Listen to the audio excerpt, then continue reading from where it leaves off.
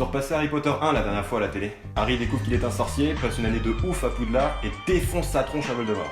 Bref, tout le monde a vu le film. Il y a tellement de choses à dire sur cette histoire. McGonagall qui est la pire des profs principales déjà. Quand Harry et Ron, qui sont des sorciers même pas niveau 1, ils savent juste faire un sort de lévitation tout pourri.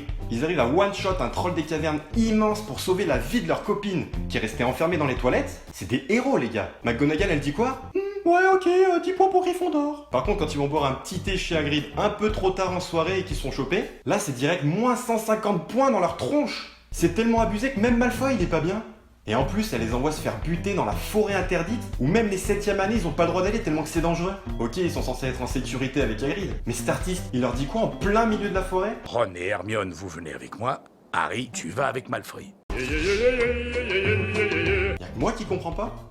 Heureusement qu'à la fin, Dumbledore il vient rectifier un peu les choses, hein. Parce que tout le monde gueule comme quoi c'est l'avalanche de points pour Gryffondor, mais ça compense à peine les points arrachés injustement par McGonagall. Ça veut dire que pour avoir déjoué les épreuves mortelles des 5 meilleurs profs de l'école, plus Hagrid, et empêché le retour de Voldemort, le mage noir le plus puissant de tous les temps, tout ça en étant en première année.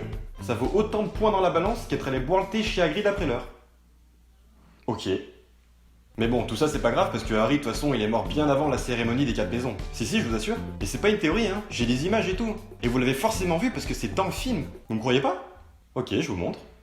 Ça se passe à la fin du film, quand Harry monte sur un balai pour aller attraper la clé volante qui ouvre la salle suivante. Dans cette scène, il file à toute vitesse. Il attrape la clé et il l'envoie à Ron et Hermione. Ils ouvrent la porte, puis il crie à Harry de venir. Alors lui, bon copain, il leur fait confiance. Il met les gaz et passe la porte fond de balle. Sauf que Ron et Hermione, c'est guélurons. Ils ont pas pensé à regarder ce qu'il y avait de l'autre côté de la porte. Et moi, je vais vous le dire, juste derrière la porte, il y a un mur, avec une autre porte. Fermée, elle.